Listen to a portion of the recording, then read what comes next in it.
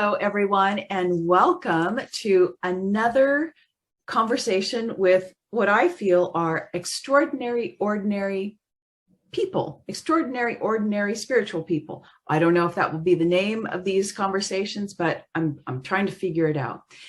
Anyway, today we are speaking with the beautiful Corrinda, and I've known Corrinda for what? Gosh, it's been almost exactly a year now. And I would say I've known of her. We've been in a collaboration for a year. And so, but I'm just now getting to know her. And what I like to do in the beginning of these interviews is to share my perspective and my feelings and my observations of the people that I know that I'm interviewing. So for me, so that you can get a taste of how I feel about Corrinda. Like the most obvious thing is beauty. But of course, like everyone says, and in this case, it's absolutely true. Corrinda's beauty goes all the way down to the marrow, the bone marrow, into her essence. And I know saying someone is beautiful inside and out is kind of trite. But with Corrinda, she brings beauty wherever she goes, and she beautifies every environment. I mean, just look at her beautiful home, and just wherever she shows up, she brings beauty. And to me, this is quite a gift. Okay. And it makes other people, myself included, want to be more beautiful and feel and recognize my own beauty. So for that, I thank you, Corrinda. And I'm sure you're going to see her beauty. And other things that I feel about Corrinda is she always exudes positivity, light, poise, and grace, and perfection. And not that she's perfect or has this thing about trying to be perfect, but that she brings and strives to bring perfection in everything she does. So, and I think that goes along. She's beautiful. She brings beautiful perfection everywhere she goes. So that's what I love about Corrinda. And because she likes using emojis so much, I would definitely describe her as absolutely cherry blossom, Japanese cherry blossom, because that is her favorite flower, a rainbow and a sparkle. So with all that said, my long drawn out introduction, you can tell I don't really like Corrinda. Let's get to know Corrinda. And my first question is going to be, if you were writing a book about your life, what would the title of your journey be? If you don't have one, that's totally okay. I mean, I know I kind of put people on the spot with that, but and it's totally okay. You could use a word or whatever. Well, firstly, thank you so much for highlighting how you see me, because I kind of find it difficult to see myself as the way other people see me.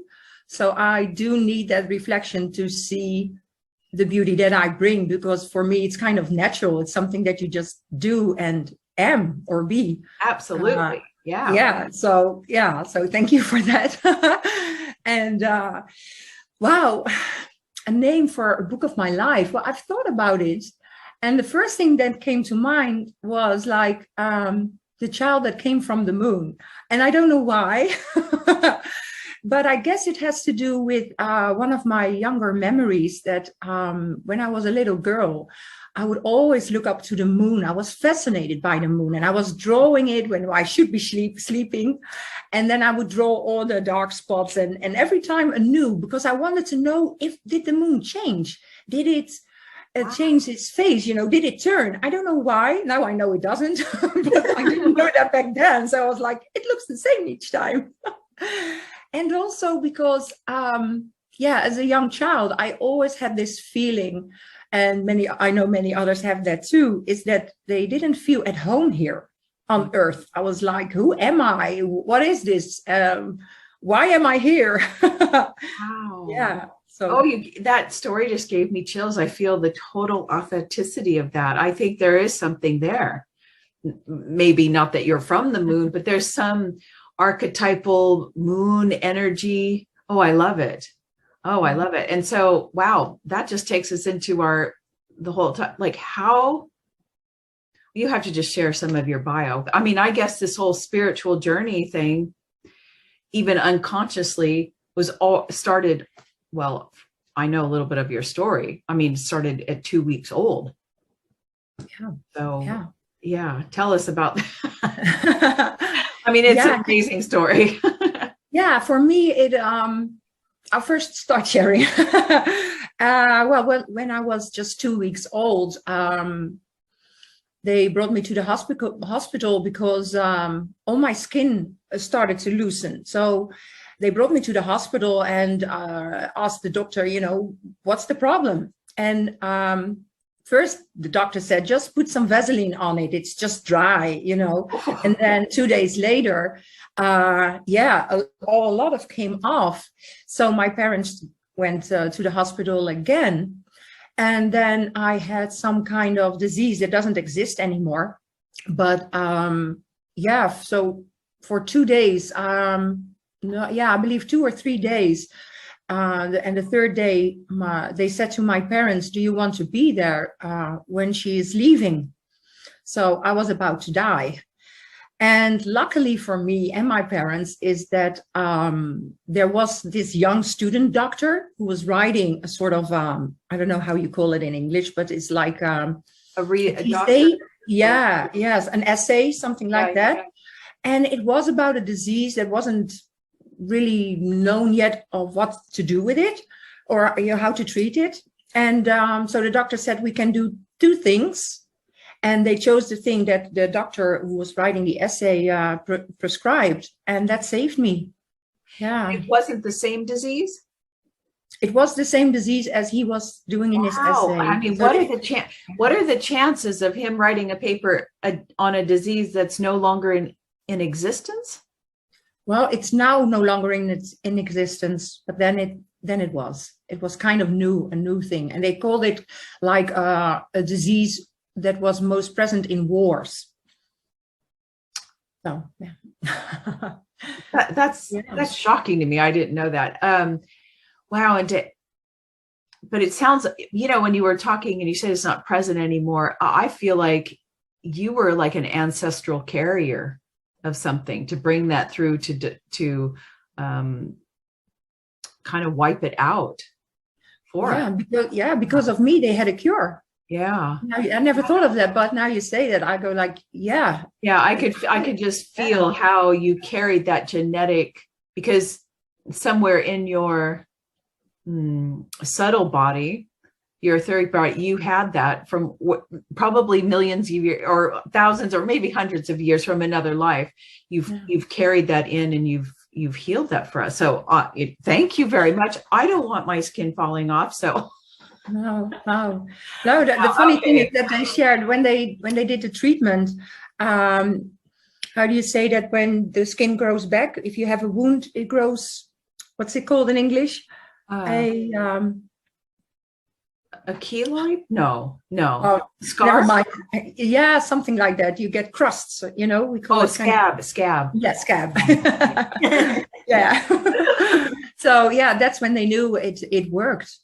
And maybe it's not relevant, but I would like to share is what I feel for my whole journey up till now even is that I was crying all the time because I had pain. I don't remember it consciously, but my parents told me, and that the only moments I was quiet was when they gave me just like this little bit of milk to feed me. And food has been like some kind of signal for me. So each time I get really tired or go beyond my boundaries, I have to eat. Look at that. Wow. Yeah. Wow. And do you stick with a little drop of milk? No, it's just a little bit of nourishment. Yeah. Yeah. Most of the time when it's really like, oh my gosh, I need something. It's not healthy, but it's a soft white bread with cheese. Oh, I love it. And it always shoots me out. I love that because you know what? I had something similar last night, and there's just something about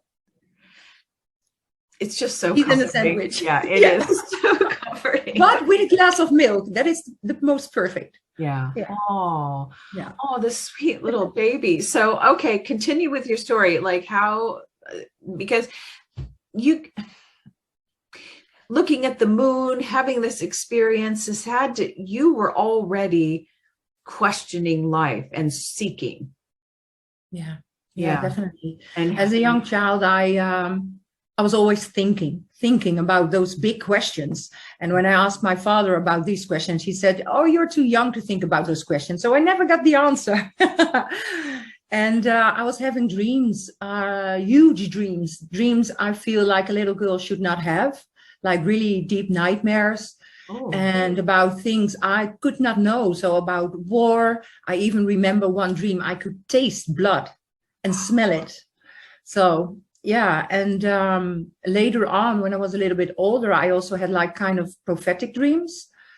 And yeah, that scared me a little bit, and I was seeing things. I was seeing things in the dark, always scared in the dark. Not anymore, but then I was, because I did not know what it was.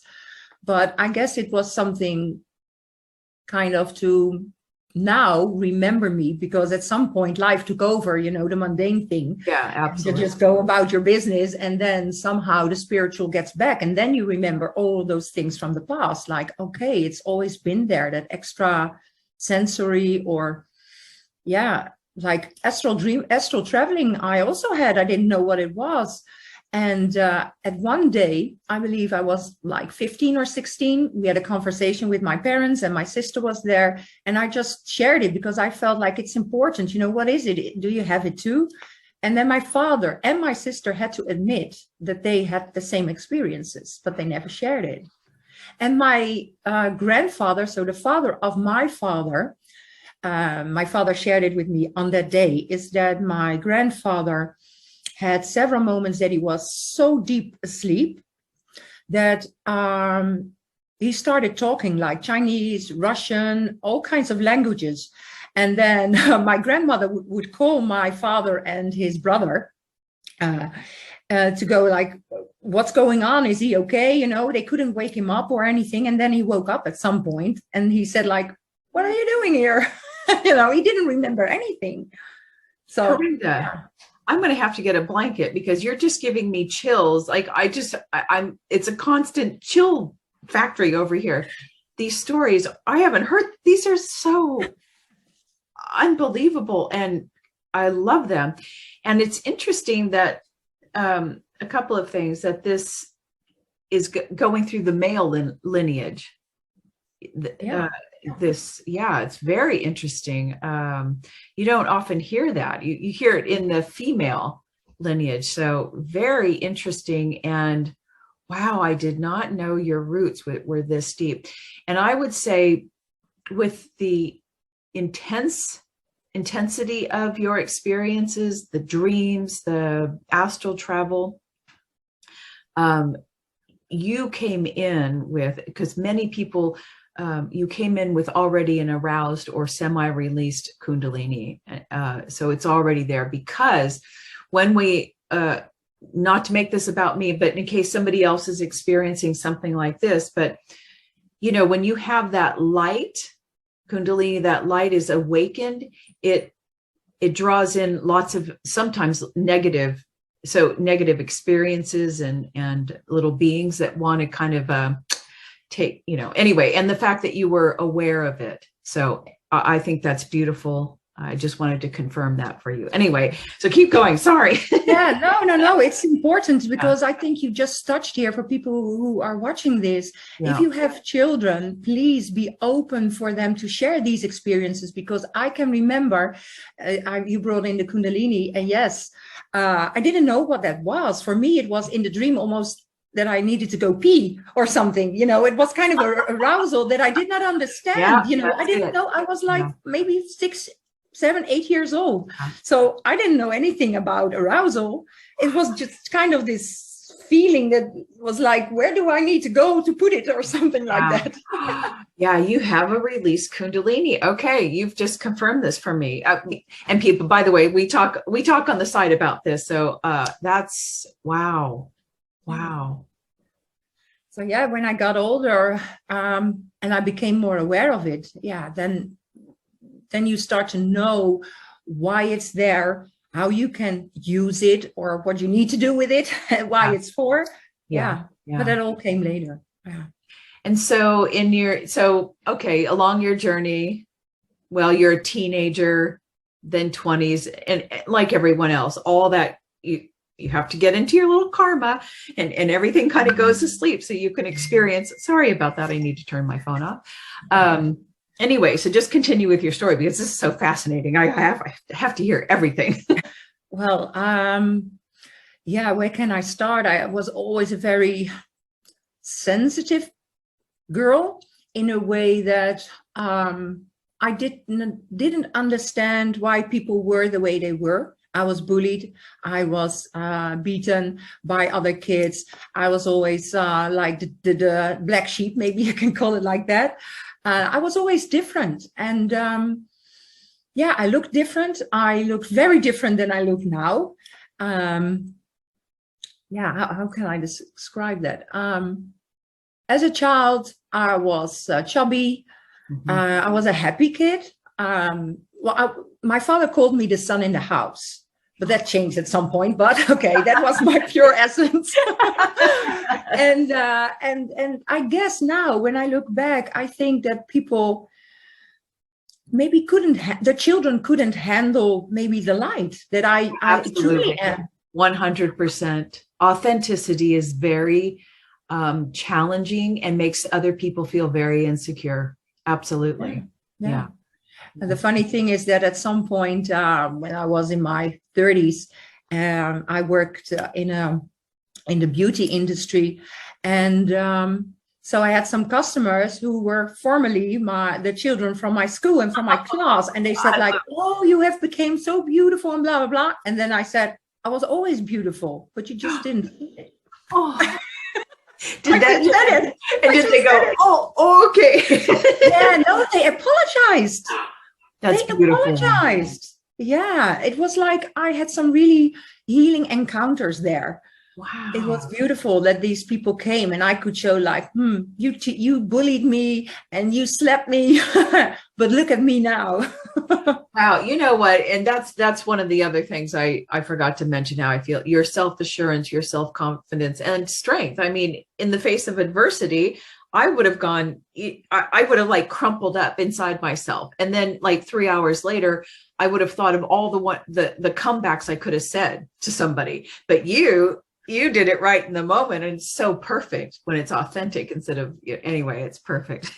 Yeah, I didn't do it back then because I just felt different. And I kind of convinced myself even that I was the way that they said that how they saw me and who I was. So I always felt like dumb, fat, ugly, but when I look back, I do feel it was necessary for me to grow. Yeah. Because if that didn't happen, I wasn't driven to become the person that I wanted to be. Right. And we always have to look at those experiences as, well, what samskaras or impressions did I bring in that my subtle body is holding, that it's kind of reflecting back to me. Yeah. How could I bring in beauty if I didn't know ugly? Right. Absolutely. Wow. Okay. I know there's more. There's always more. Keep going. This is just wonderful. Oh yeah. It's pretty hard to give a timestamp on my experiences. Yeah. Yeah. Well, it's also because it was a good thing when you asked me to do this interview, to have this conversation, because I had to admit that I have suppressed a lot of my past because of the pain. Okay. Even though I see the beauty of all of it, I really do. I don't blame anybody. I see everybody as a character in my story, in my growth. Yeah.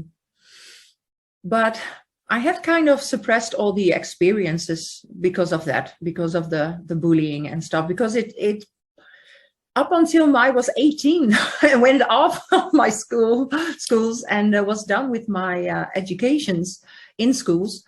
Up till then, they bullied me for being different. Yeah, I always dressed different. I was always kind of ahead with the fashion, and they go like, "Oh, this color is so good," and then a year later they would walk with those colors, you know. Let me ask you that. Going back, you said you suppressed those experiences. Did you also notice that perhaps there's some suppression of the feelings? Do you still kind of feel? No, I did for a long time. And then I did in the Gene Keys, the Venus sequence, and I did it twice. And that's where you really go into your childhood and the wounding there. Yeah. And I released a lot of grief and shame and maybe even some hatred, Absolutely. blaming and everything. But now it was just because I am past that. I am not my past. So I kind of feel like I have a whole another life now. So why look back? Right. But sometimes it's good to remember, because now by sharing, I could maybe assist others, you know, and serve just my story. Yeah. I'm getting a little feedback. Do you hear it when I speak? I can hear myself echoing. So no. Do you have me very loud over there? Sorry, folks, I hear it. If you hear it, now I don't hear it. Okay, I put it my volume a little bit down. Okay. Where was I going with this? Totally forgot. Anyway, it doesn't matter. Sorry about that. No problem. I know how it goes. We're having one of those moments in the interviews that you wish would never happen. Anyway, well, that brings us to we can take a side route here. And healing all of these things. And I know you have other things in your life story that you definitely had to heal from. You can speak about those, or you can go and talk about, how you discovered, because I don't know, how did you discover Gene Keys, Human Design, all the tools and the particular other group that you're involved with?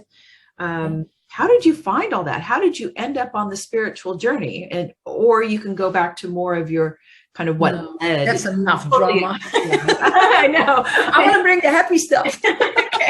Okay. No bypassing though. No. No. Well, because in 2017, I went into a burnout, and we can talk about that later, how I got there. Yeah. But that's when I really was pointed back inwards, like my body gave up, and I needed really to reflect back. Okay, what I have, with everything that I've went through, I just went going, and never taking the time to grieve or to release any emotions, because there was no time, there was no space, there was no moment to do that, because of all the stress situations that I went through all those years before.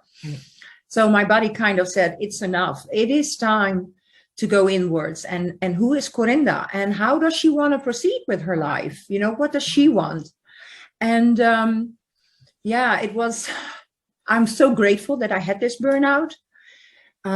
It was kind of scary at the moment, because I can remember a moment where I was so lost that I had just gone with the car and driven somewhere, and had to call my husband, like, I don't know if I can get back. I can't even explain how I felt, but I was kind of losing my mind. Yeah. I was on the brink of going insane. Like madness. Yeah. Madness. Yeah. All the circuits were short circuiting. I have experienced something like, and the fear, did you just feel, I felt this overwhelming, and I don't want to take away from your story. I'm just sharing that when you hit like the burnout stage, it's like your brain is misfiring. And I didn't recognize, didn't recognize where you were at. I don't know where to get. I can't even tell what is north right now.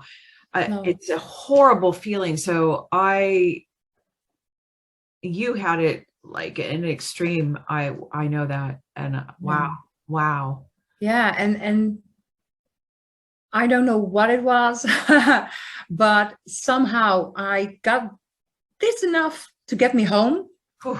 And then I went into that absolute madness, like error everywhere in my body and my brain and everything in my whole being.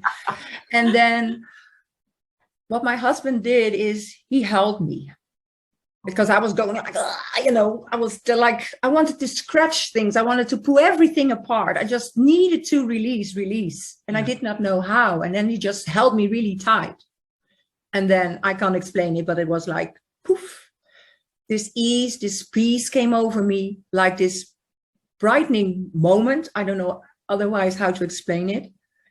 And what I saw was my higher self and my baby self.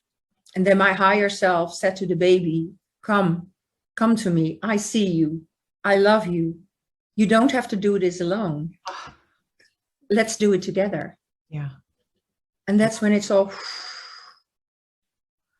kind of floated away, and I was totally at ease and peace. And yeah, it was, yeah.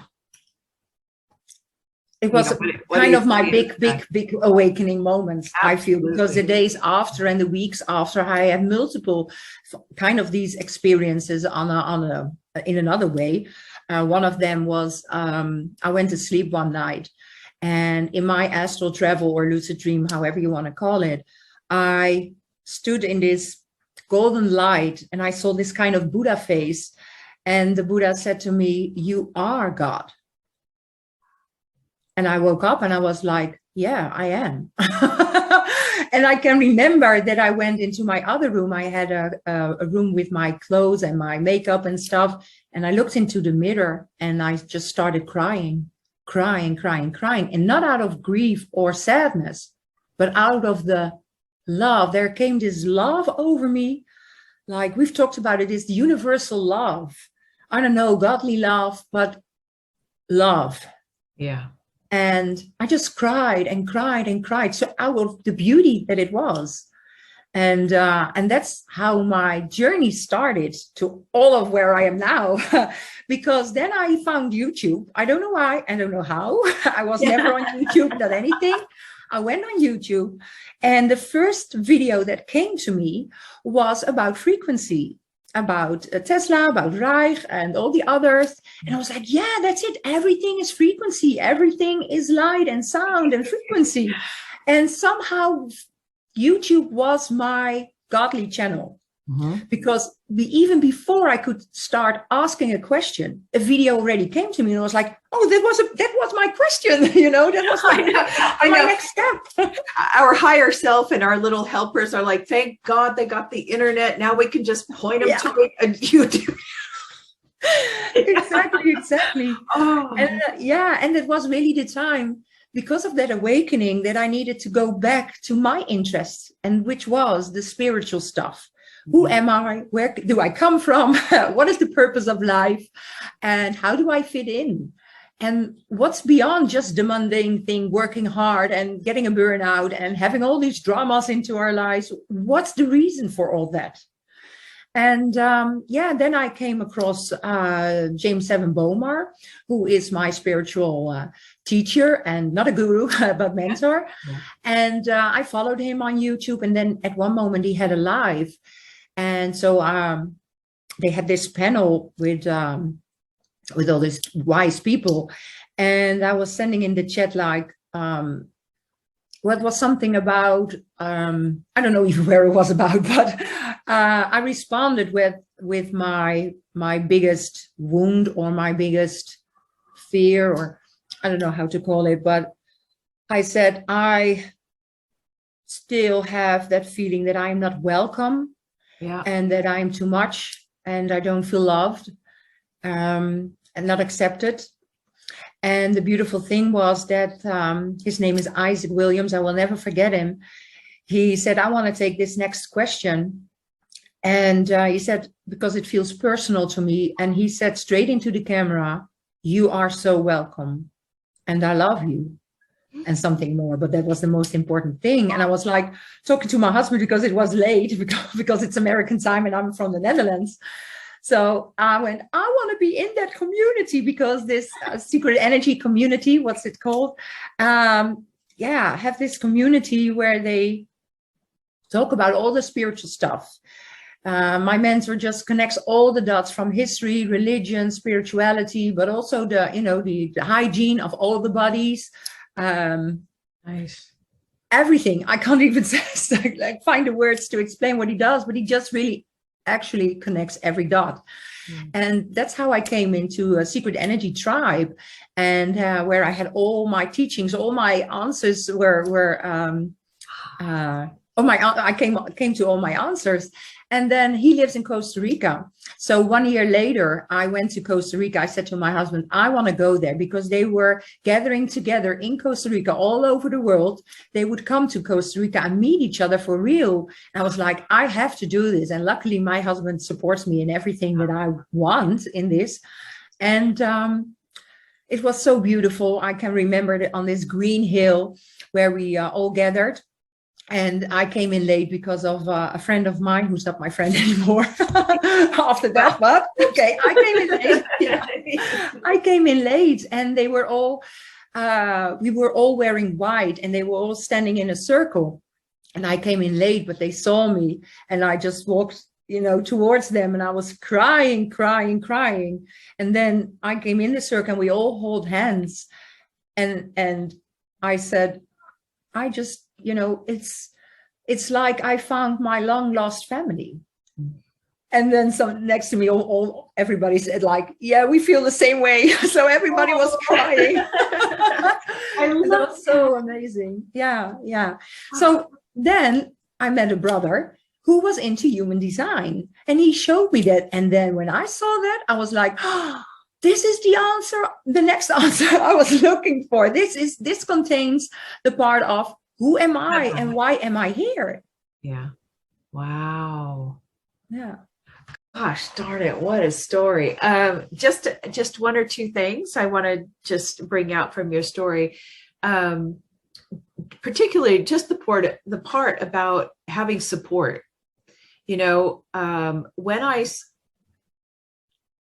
First of all, anybody who's venturing on the spiritual journey, I guess it's kind of part of Maslow's hierarchy. Before you can really dive into this journey, you have to make sure your safety and support system is solid, because it kind of takes the life out of you in some circumstance. You'll be put through the mill a little bit. And so it's so important. But when I see people like myself who just somehow landed in a relationship where the opportunity where someone is so supportive for you to do whatever you want, kind of thing, on the spiritual journey, and totally say, you want to go there? Yes, I'll go with you. You go, you do whatever you want. That just tells me the divineness of your incarnation.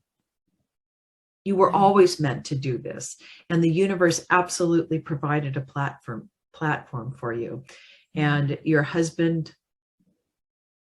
what can we say? Thank you. Yeah, what can we say? Yeah. So thank you. Yeah. Okay. So I know there's more. I'm just sitting over here constantly with, chicken goose skin here with chills. I love your story. So keep going. Well, the beauty is that when I found human design in my tribe, my husband wasn't in all of this stuff. He was raised with Christianity, and he said goodbye to that because in his school, he was made afraid of thunder and lightning, and God will punish you, like this strict school. So he said goodbye to everything that had to do with religion and some kind of God.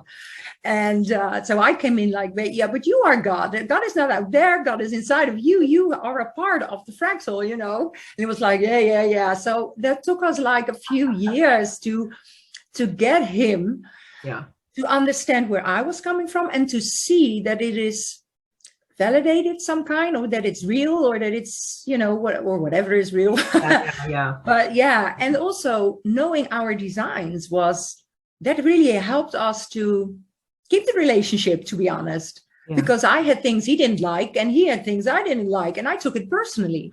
And when I saw his chart, I was like, okay, he can't help himself. That's just the way he's wired. I'm perfect, but he can't help himself. No, I'm just kidding. No, I know, I saw now where my needs to do things like the creative stuff. I was in the beginning, I was changing the rooms all the time everywhere. And he's like this structured person who wants to have the cup over here and the knives and forks over there. And I was like, yeah, changing everything. So with my human design, I knew that it was the creative side that needed another outlet. Yeah. So that's when I started painting, but that's another story. Yeah, I know. I forgot to mention that. Another paint. I mean, is there anything this girl can't do? Yeah. You can see in the background those beautiful paintings. I love this. Yeah. Anyway, keep going. Yeah, and the funny thing in human design, it's the jack of all trades. So no, I'm not perfect at one thing. I can do a lot of things, but I'm not perfect at one thing. Right. Yeah. Yeah, and because my interest is so broad, I see it really as a gift that I am able to pick a little bit over here and do a little bit of this and that, while I was raised to do, focus on one thing and accelerate in that and be a master of it. And I'm now kind of feeling I am just a master of me, I just have to go with my flow. And you have, I just lost my train of thought. Well, and you have an ability, you absorb stuff very well, so that you have, despite your breakdown, your brain functioning is quite good. Both sides seem to be functioning quite well, that you absorb and can regurgitate the information out. Yeah, it's all different kinds. I love it. Yeah.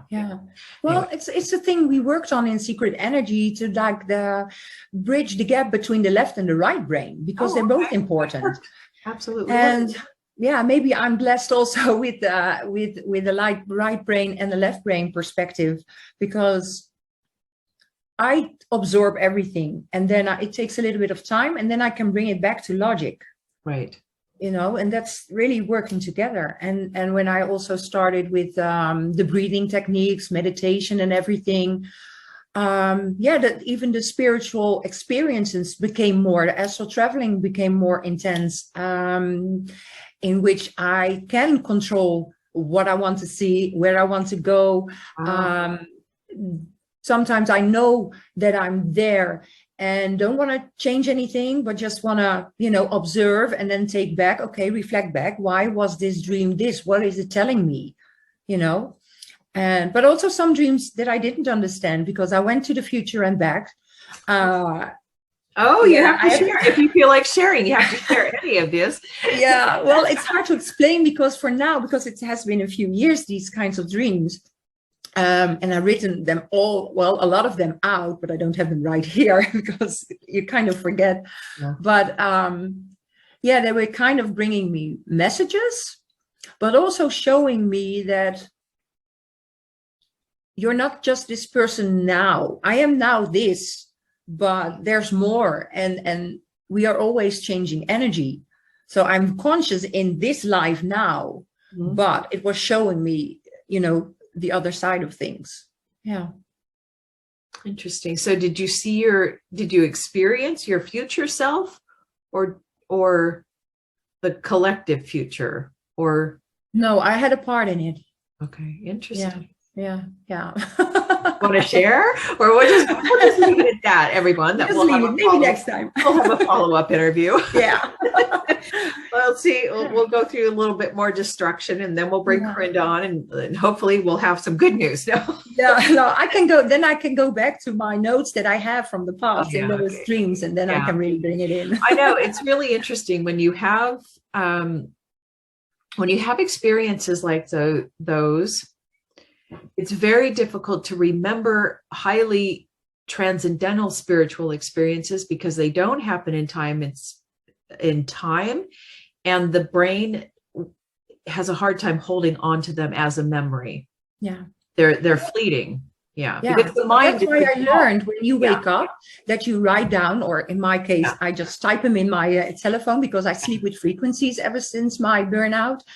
And I type them out. And also, they say, I don't do that often, but if you drink a glass of water right after you had your dream, water contains memory. Right. That's why you then can remember your dreams better. Yeah. And these kinds of experiences. Yes. Yeah. And I also learned that when I went a little bit deeper into the Kundalini energy and the activation, then I started using it as a motor to lucid dream or to astral travel. And that was really, that's fun. It is fun when you are in control. It is very fun. You can absolutely play with Kundalini, but I also warn, she's not meant for that. And I'm not saying this to you because I know you don't do that, but for anybody else out there who knows that you can, she will only let you play so far, and then she will say enough is enough, because it's anyway. Okay. Wow. Okay, continue on. I just have to sit back here and drink my coffee. Oh, I wish I had. Give me some. Well, what else can I share? Well, let me ask you this. What, in case any viewers are interested in sleeping with frequencies, what are the frequencies that you use? Well, the funny thing is, I just do them randomly, kind of like I have these 2 channels that I trust. Okay. Because you are working with your brain waves. So it is important that you're not being fooled and not being used, being programmed. So I use these 2 channels and they change their frequency. One is for like a DMT travel, or one is for astral travel. One is for relaxing the body. The other one is for healing the body. Okay. All kinds of subjects. Yeah, I didn't know if you were using like a particular 528 or 428 or 6 particular, So whatever feels right. Okay. I'm just, before I go to sleep, I choose, and then I start listening the first minute and I feel like, is this the one I need? And then if it feels like it's the one that I need, what result do I want? Then I use it. What does my body need? Nice. Okay. Well, so Human Design, Soul Tribe. Now, is Isaac the person part of Soul Tribe, or is he a separate? No, he was part of Soul Tribe. And, I believe in that we stay connected forever, always, once you have connected. Mm-hmm. And if I would text him, he would respond, but he has left like, I think 2 years now. Okay. Yeah. But he still does his own teachings, or he's, in case anyone's interested in what he has to do. What is his name again? Isaac Williams. Okay. Excellent. Yeah. Soul Tribe. Yeah. Yeah. It's so wonderful to find your tribe. Anyway, still looking for my tribe, but you can join. You're part of my tribe. I already, Spirit already told me that. So thank you very much for being part of my tribe. Anyway, so I know that you've had more experiences with this Soul Tribe group. I don't know if you want to go there or talk about any more of the tools that you found particularly helpful in your journey, or where do you want to go? Yeah.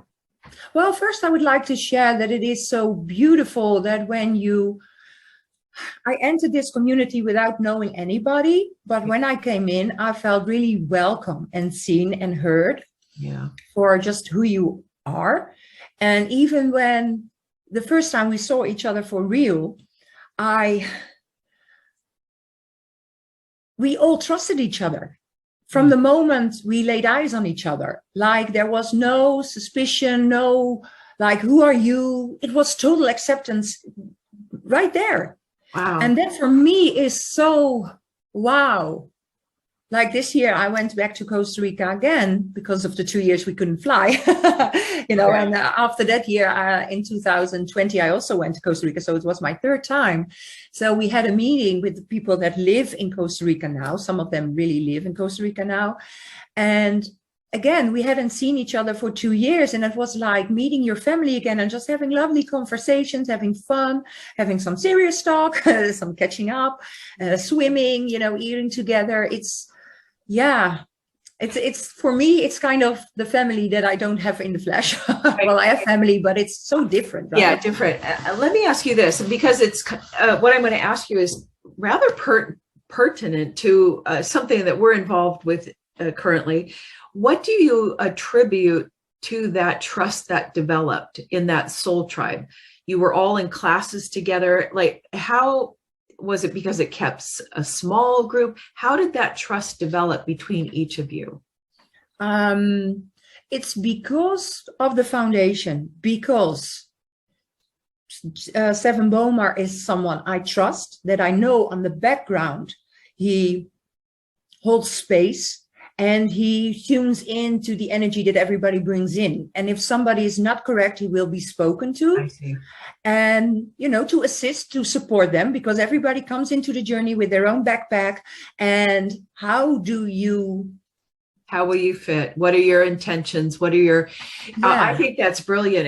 And it reminds me of when there's a hazard spill and before you could go in anywhere, they got to spray you down with water. You got to decontaminate. And I think that's beautiful for a group to be very discerning about, you know, what you're carrying, what projections do you have, what expectations, what are your motivations, because we want to keep this group really clean.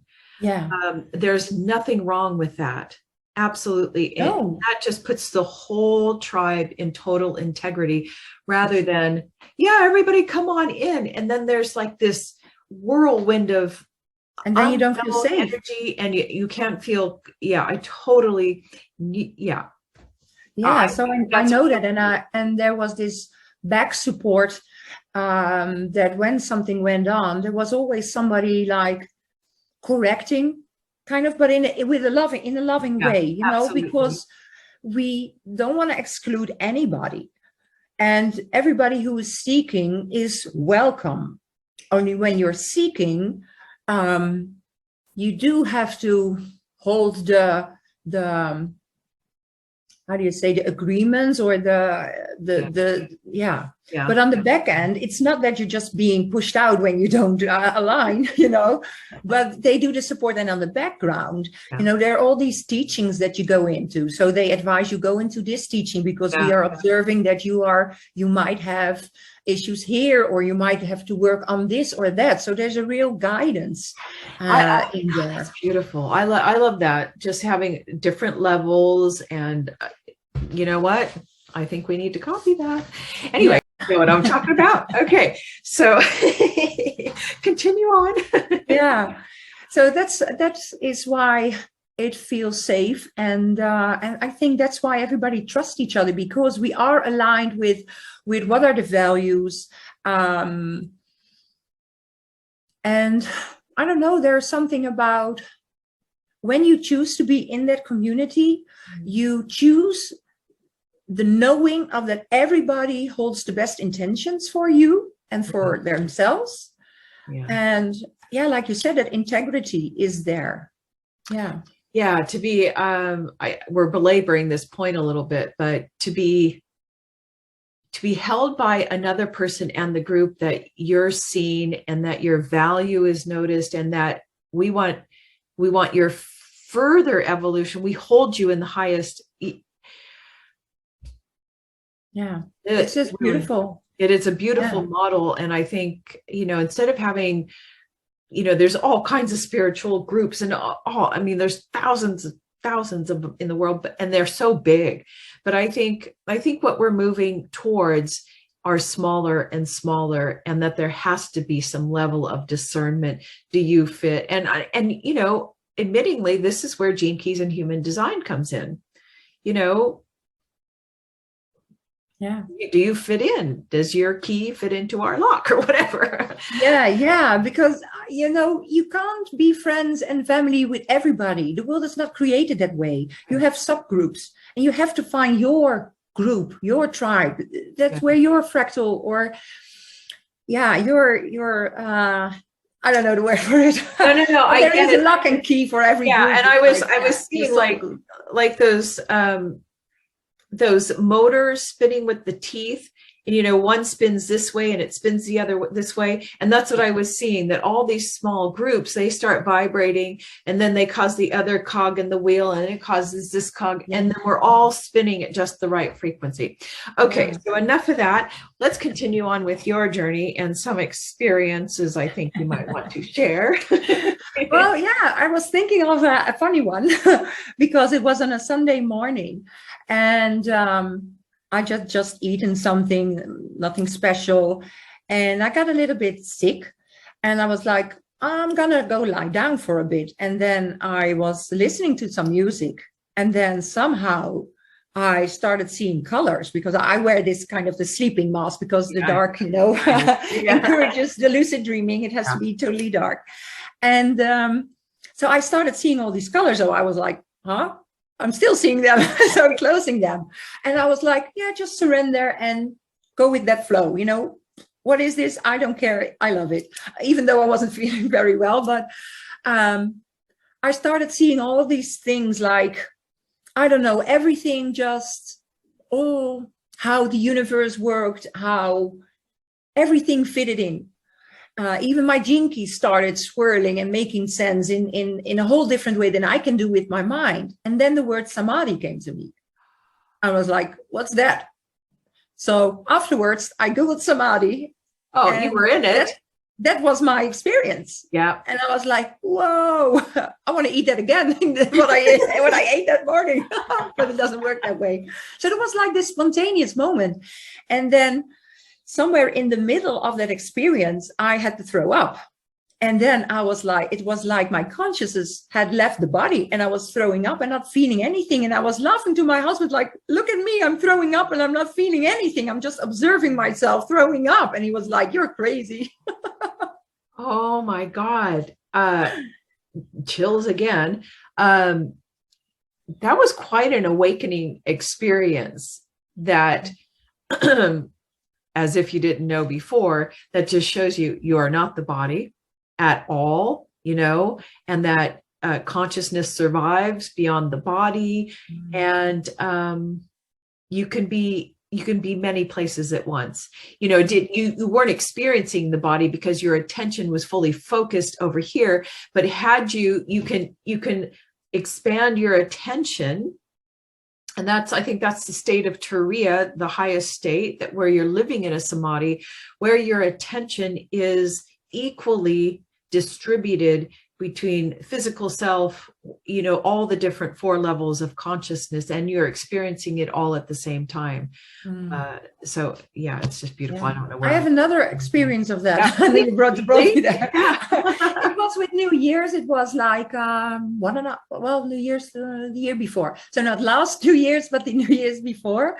I was with friends and partying, and I sometimes use rapé.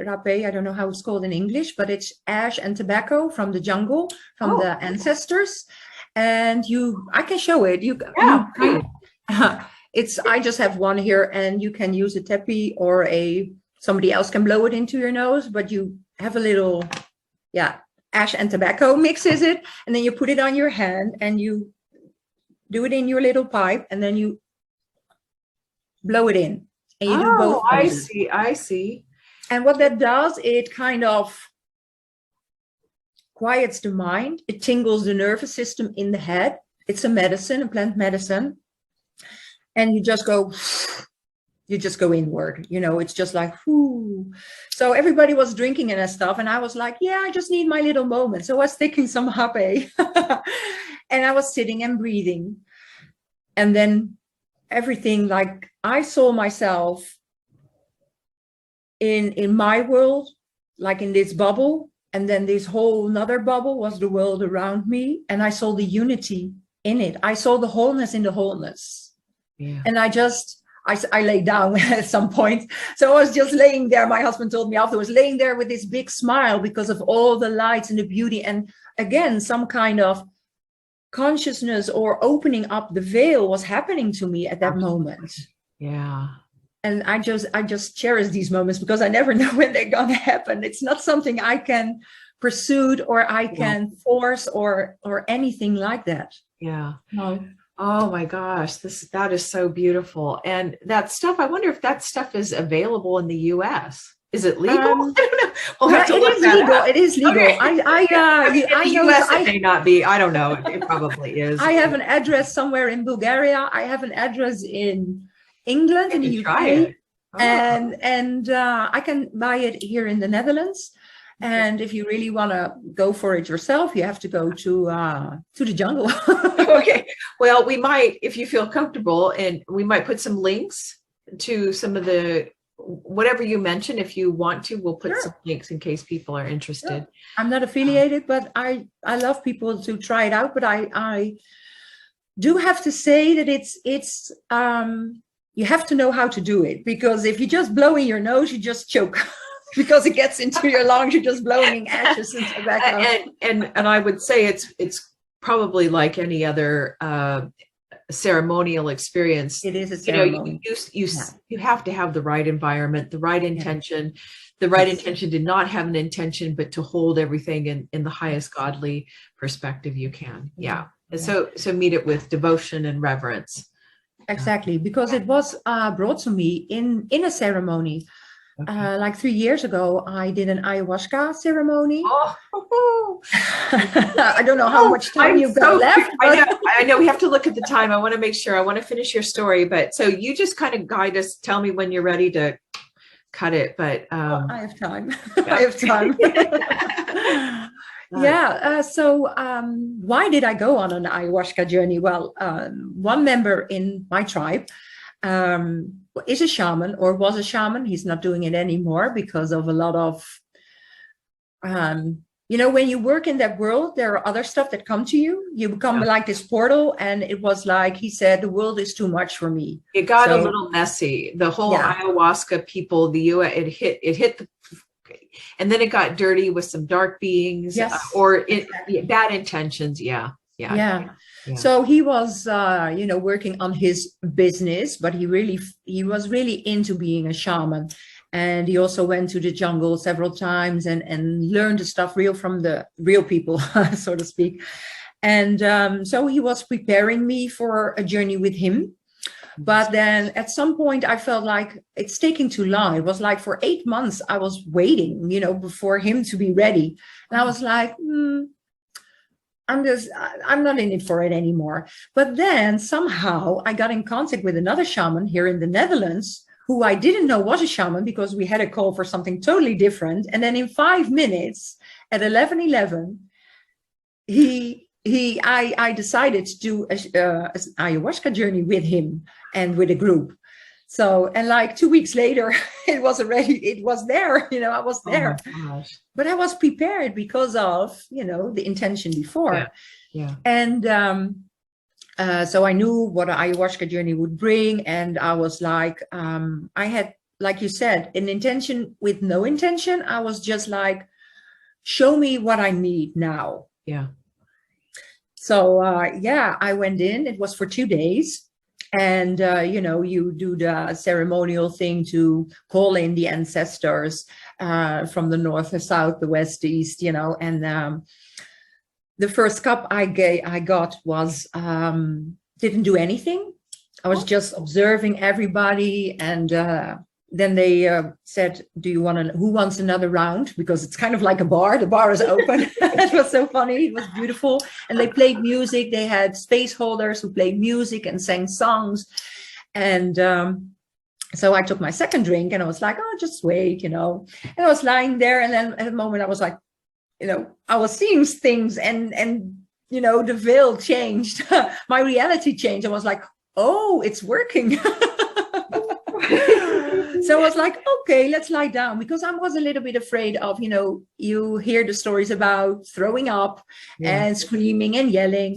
And he also warned us like, okay, you can scream and you can yell, but please be conscious and aware that there are other people in the room. So if you can, try to hold it down. So, so I went in and I kind of asked, be gentle with me, because I'm afraid of throwing up. So please be gentle with me. So in the first round, I started laughing. The first message I got was, life is a cosmic joke. Oh my And I God. just laughed for an hour, and I had to hold myself back, like, oh my gosh, everybody's crying and screaming, and I'm just laughing here. So, and then at one point, I had my third drink, and I still hadn't thrown up. So the shaman said, who wants some rape? And I was like, yeah, sure, give me some. Oh my God, You girl. know, but I had a headache. I had a headache from like during the journey. And then he blew his rapé in my nose. And then I was like, in a second, oh my gosh, where is a bucket? I threw up like crazy, but my headache was gone. So I felt it was a blockage that was removed in that moment. Absolutely. Absolutely. And the rest, I can't even repeat what I saw, what I experienced. One important thing I do remember is that in one moment, I was kind of standing next to Mother Ayahuasca, not for real, but there are two voices, yourself and the other voice, but they're still your voice. Yeah. And I was loose again from the body, like you said. What I heard was, I am so proud of you. You have gone so far. I want to thank your body. I want to thank the body for all that you have done. So I started stroking myself and holding myself and caressing and thanking that it has done so well, that it has brought me so far. And then what also came to me, and I shared it there in the group, is that we don't feel each other.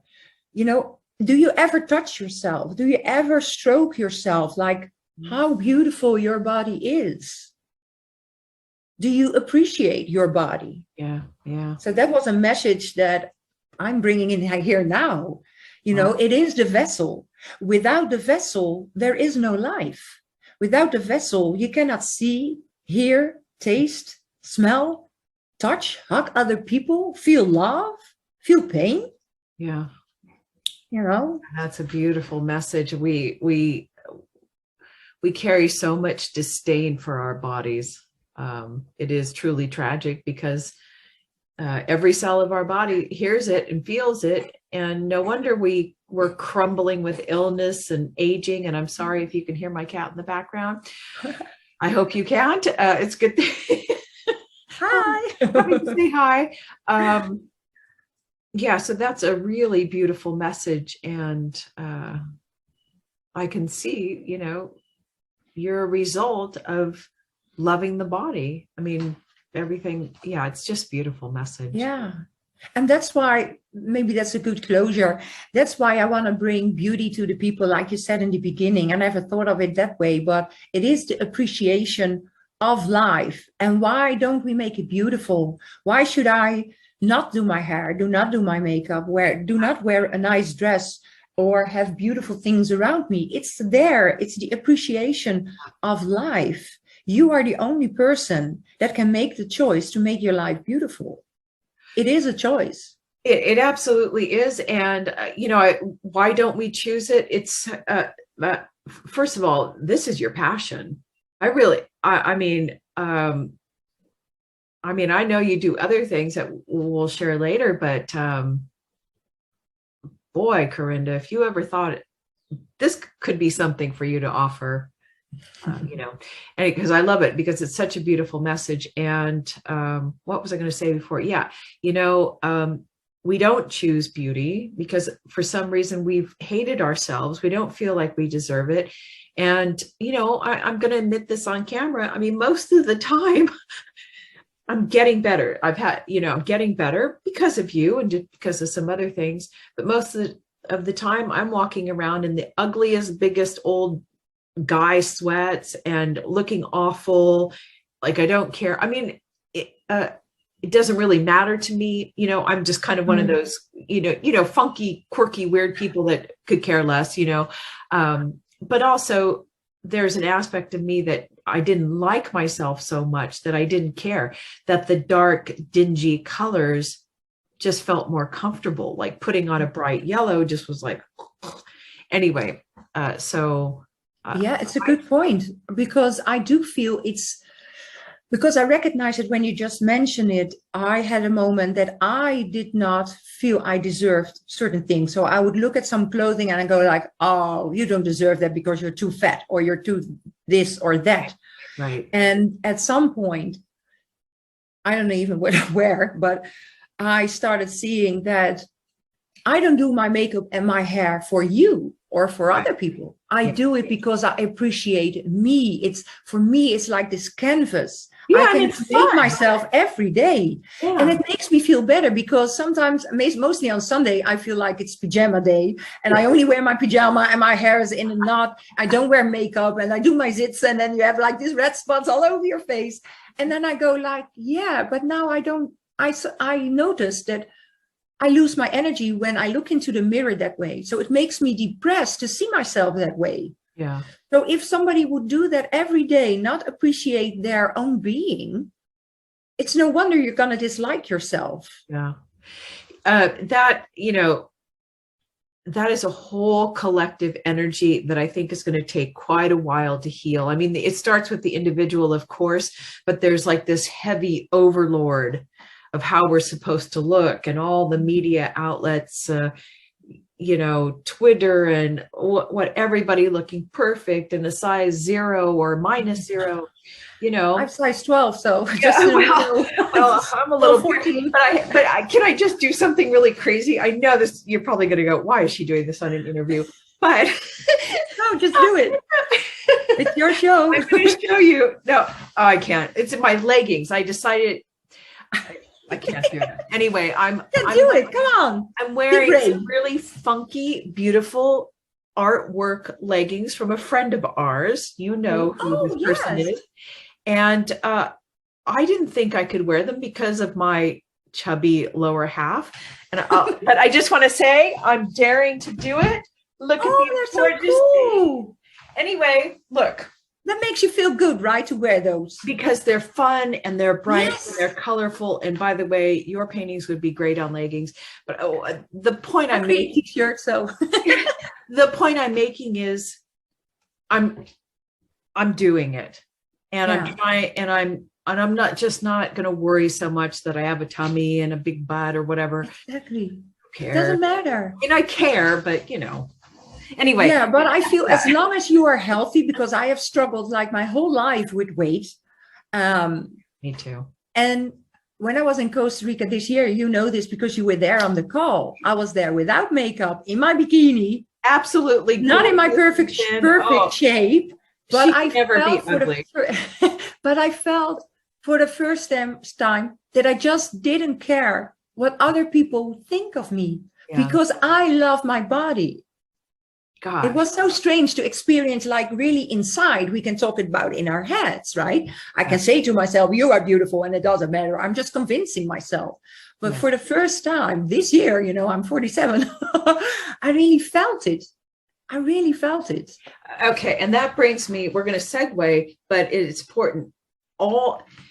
You made a distinction, which I do all the time, is you can have the intellectual conviction and positive thinking, but like you said, until you realize it in the body, it's never going to be a reality. You can use all positive affirmations, but you have to, and how you receive those realizations, it's always a mystery. It's always a level of grace, but I think there has to be a level of letting go of trying to control everything with positive affirmations. You just have to let go. And the moment you let go, those realizations, whatever, will dawn in you. Yeah. And that was so one of my questions for you is all these experiences, and I know you've had many more profound ones. Of these experiences, which ones permanently altered your awareness, your reality, that really just shifted something in you? And so definitely the beauty one, which landed. Do you have a remembrance of when that landed or what caused that realization to land in your body? For this time, for like when it comes for just totally loving your body.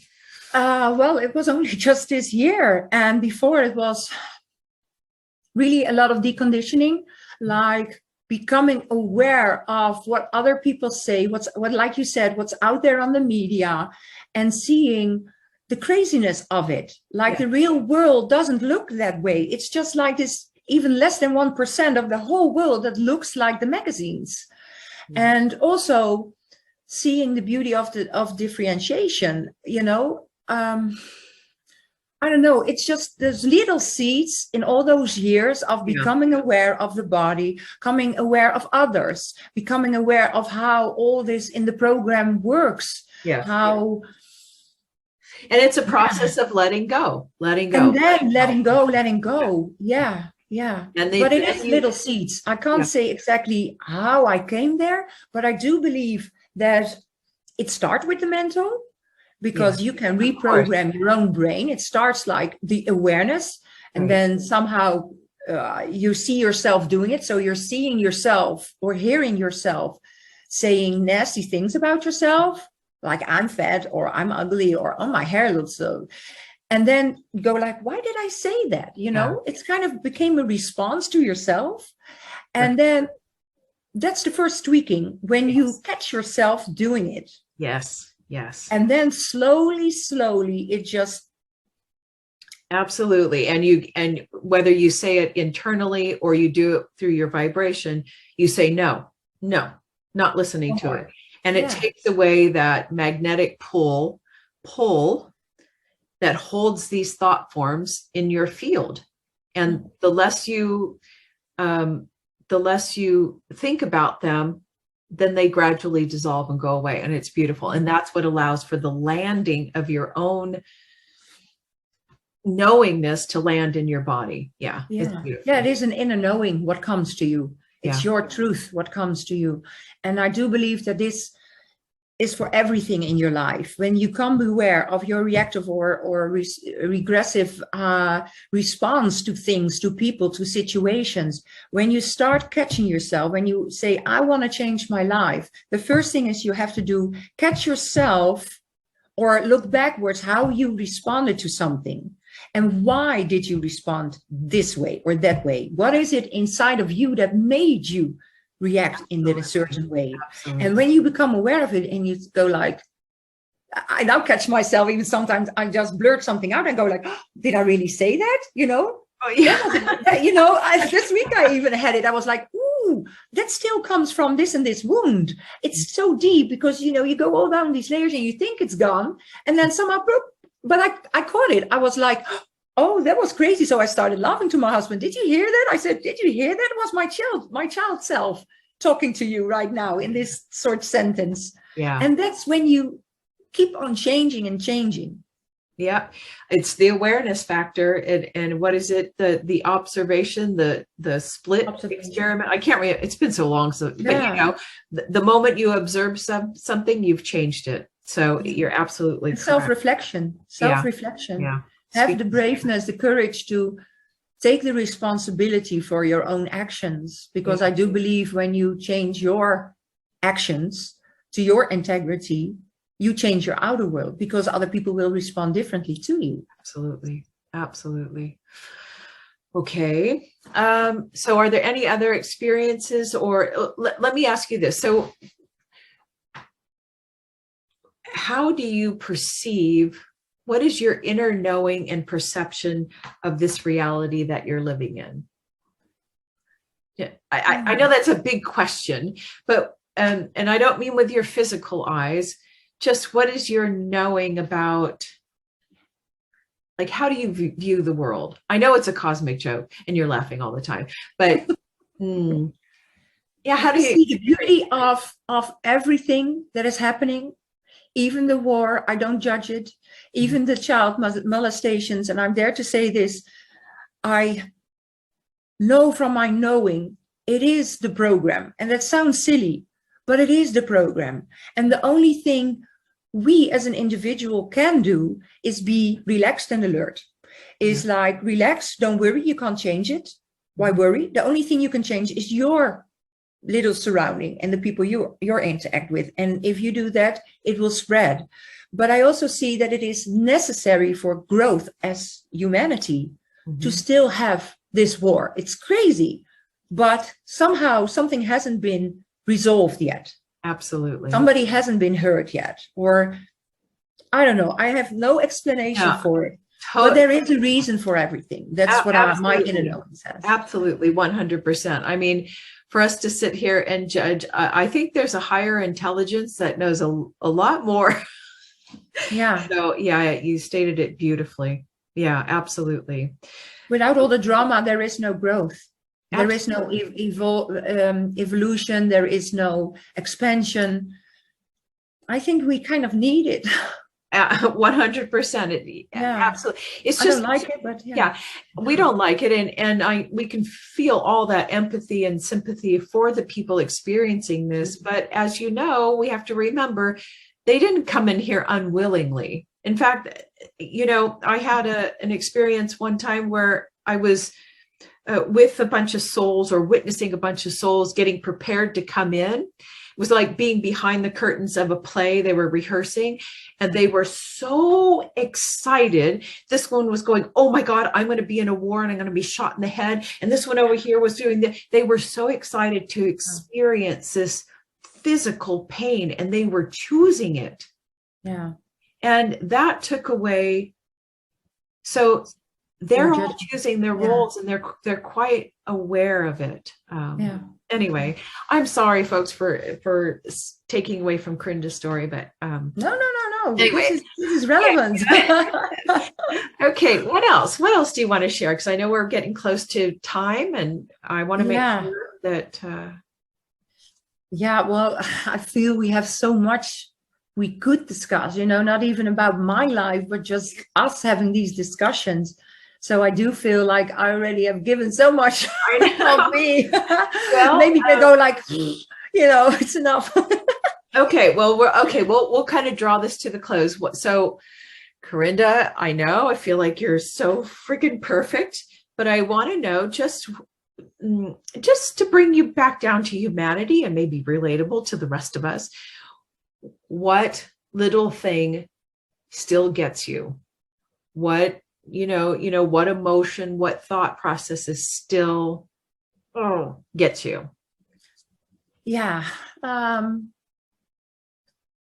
It seems like I don't have them, but I do have them, you know, and I'm even aware of them. That's even more, you know, you're aware of them and you can't change it somehow, or you're still, you know, that you have to take small steps to change it, you know, and you want it now. And it has to do with, you know, still finding out of how can I serve the world, you know, maybe I'm already doing it and I'm not seeing it, but like everyone wants to have a purpose in life and really wants to feel that they're contributing. At least I have, and I sometimes feel that I'm not contributing, but maybe I am with just being who I am on the mundane plane. Absolutely. Right? But we don't see that. And I still, like I said, that I still can see myself sometimes respond from that humanity wound, so to speak. Even if I have all this knowing, life is in the body, so my body still experiences these feelings and emotions from trauma or the experience that I chose. And even with, I have very solid friendships, but sometimes it does creep up to me, like, am I still important to somebody? You know, are they still loving me? Am I being a good friend? And then I can, I feel my body respond to that. So I get like, I want to cry. And then I go like, you know everything. You don't have to cry. You know what this is. But my body still wants to cry. And then Absolutely. I just, okay, allow it. I'm feeling the emotions and just breathe through it and allow to feel the sadness. And then I hear myself saying, you know, that's part of the human experience. Just feel, it's all right. Don't judge it. And I go like, you know, sort of kind of spiritual monkeys in your head. like you don't have to feel this. Yes, but you do. You have a body. You know? So would you consider yourself, you're more of a repressive crying response person? Like, do you have like anger, jealousy, any of those? I don't know why. Jealousy, I don't have anymore, only when I see that somebody is really how do you say that, has the wrong intentions, then my thing goes off. And I become like a lion, maybe somehow protecting, but no, I don't have no reason to be jealous. I get angry, not as much, but if people come with anger to me, I become twice as big. Oh yeah, I don't know what it is, but I'm with a gracious way. So I'm just making myself taller and bigger to level out the energy, maybe somehow. No, that anger is an absolutely appropriate universal energy, and you're protecting your boundaries. And so, yeah, it's perfect. Yeah, but it is sometimes hard to have all this knowledge and wisdom and then still do the mundane thing with relationships. Absolutely. Because I already know all these things, but the other people might not be aware of it. Right. So my knowingness says, don't respond, don't react, don't do anything. And then my body gives this life, I have to respond. But because of the awareness, I can respond with integrity, with graciousness, with understanding, and way better than before. So it makes it easier. It makes it easier. Yeah. Absolutely. Okay. Do you have any kind of like life motto, advice, like one thing that you live by, or something that you would like to share with others? Or there's one thing that came to me at a bright moment, and I wrote it down, and a beautiful friend of mine in Brazil created a post of it, and it was something that I shared in another community, and it was the quote: "If we all share, all we've got left is abundance." That's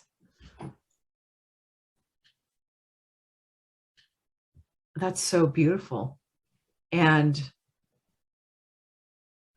perfect. Yeah, I like a good life, but I like to give it back. And if we all do that, we can have it all. We can.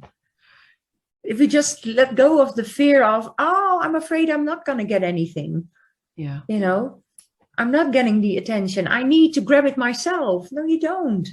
Just ask for it. And yeah. And I think I felt in what you were saying, what we all share is something that we already have. Right. It's not something that we have to develop or go to see a little. It's a gift that you already have, and in fact are probably already doing, and you don't recognize it as your gift or your sharing. Yeah. But it's sharing even from a space that you don't want anything back. You're just sharing from your overflowing cup. Absolutely. And that could be helping a neighbor, mowing their lawn. It could be so simple. But I think until you I don't even know if there needs a recognition, but until you recognize that you're doing it from a space of giving and love because it's just who you are, it almost goes unnoticed by the collective. You know what I mean? To consciously give in an unintentional way. I don't know if I'm making any sense, but I think you get what I'm saying. Like, we do these things, we're helping neighbors, and we don't recognize, we just think we're doing it, and we still have this self-doubt, we're not giving. But as soon as somebody says, no, that is your giving, that is your sharing to the world, and then it changes the frequency of your giving, and you actually recognize yourself, and it is feeling more giving in abundance. I don't know, it just changes the frequency. Yeah, and it can even be as simple, because I'm not mowing anybody's lawn. Well, I know, but I had to pull something on. No, but it can be as simple, and maybe it's because of how I felt when I was younger, maybe not, but I'm just thinking of it, is just to give somebody a smile on the street. Like 100%. I see you. Yeah. Yes. And it doesn't cost anything. And it comes from me being happy with me. Yeah. And I'm giving the smile because I want you to take a little of that happiness of me. Absolutely. Absolutely.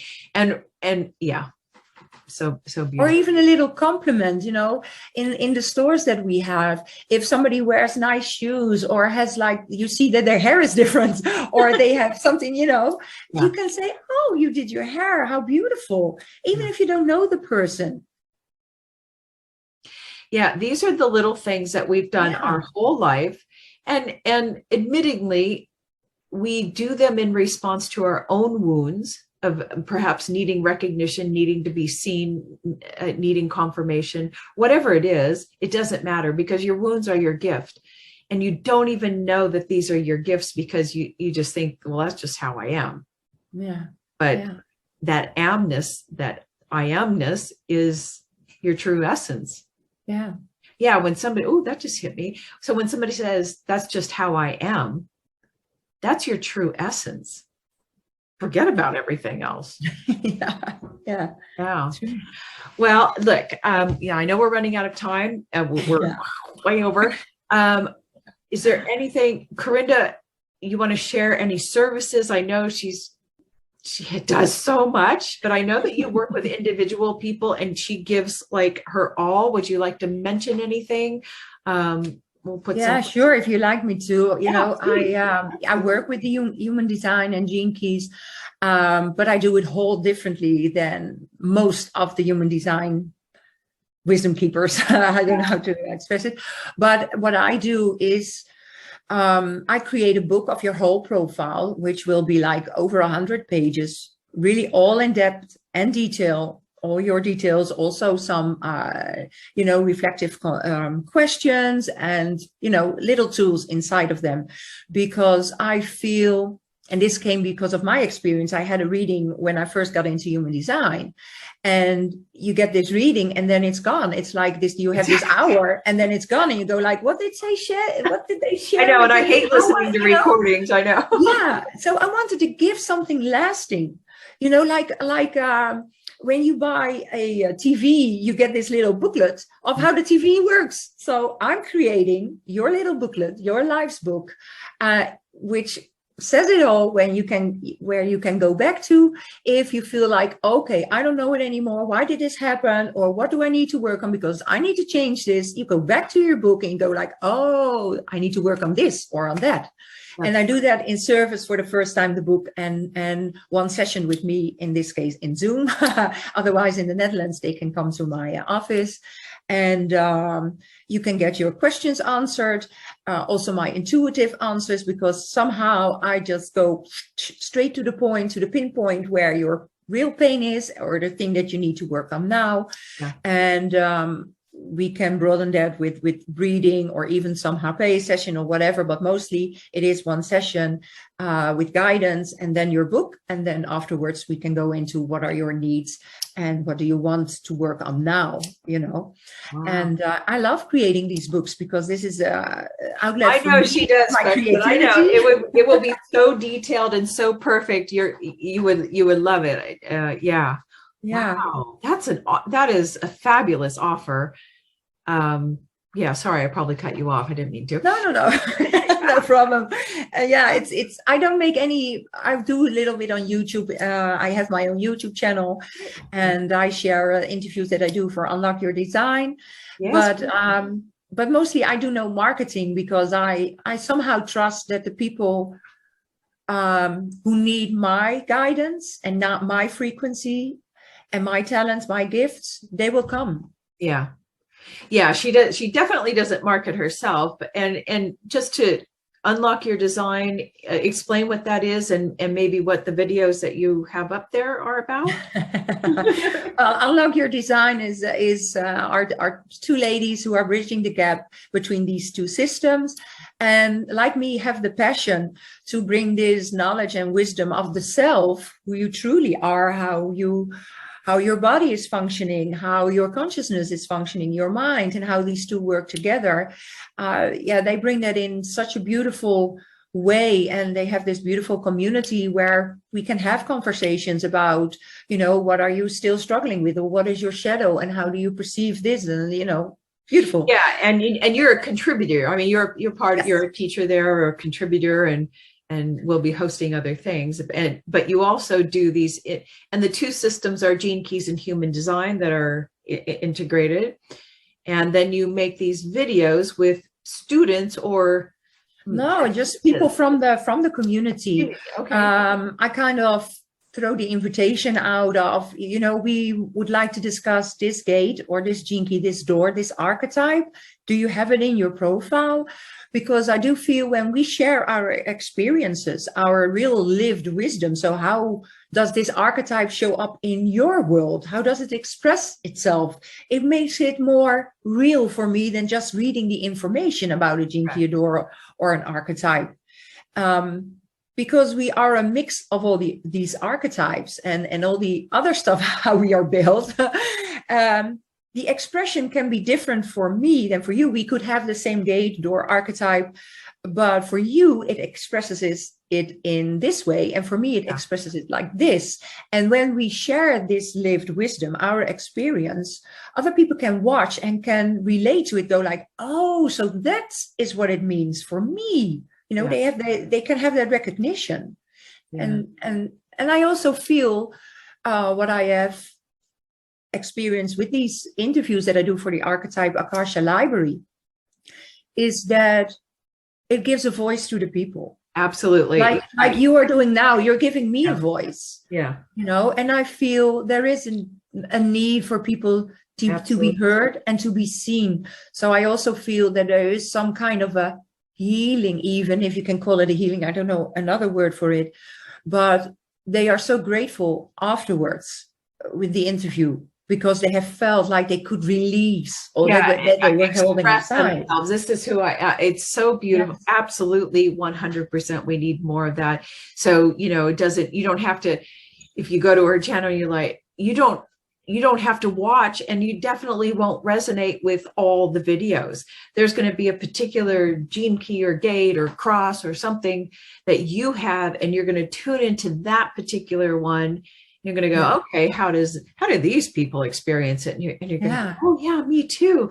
It is so healing to be seen, to be confirmed. But I love the fact that you're just opening the invitation, and whoever shows up, and they're just ordinary, and I say unpolished in a nice way, just ordinary people showing up and saying, this is how this stuff works in my life, pretty or not, and they're and how they deal with it.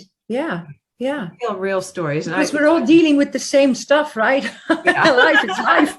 So some way or another, it will come into your life, and seeing that other people, maybe you're just in the middle of things and you go like, oh, am I ever going to get out of this? Yeah. And then you watch somebody's story and you go like, they prevailed. They got this. And it gives encouragement and empowerment. Yeah. Well, I think your story is absolutely going to provide that for many people. I know we've got to go. You've got to go. She's got other calls to be on. She's a very busy lady, folks. So I'm honored that she fit me into her schedule. You're so anyway, this was so beautiful, Corrinda. I learned so much about you. I'm in awe of you. We'll talk more later privately, but I love you. You're beautiful. And wow is all I can say. You are quite a light on this planet. You're an inspiration to me.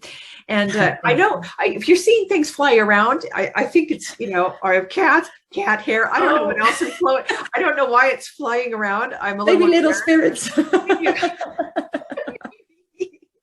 Anyway. Thank you. I want to thank you too, Kat, for this opportunity. Because it's maybe it doesn't look this way, but it is strange for me to share myself and to see myself as valuable with my experiences. So thank you for that opportunity. And you're such an amazing person yourself. So thank you. Love you right back at you. All right. Okay. So thank you everyone for watching.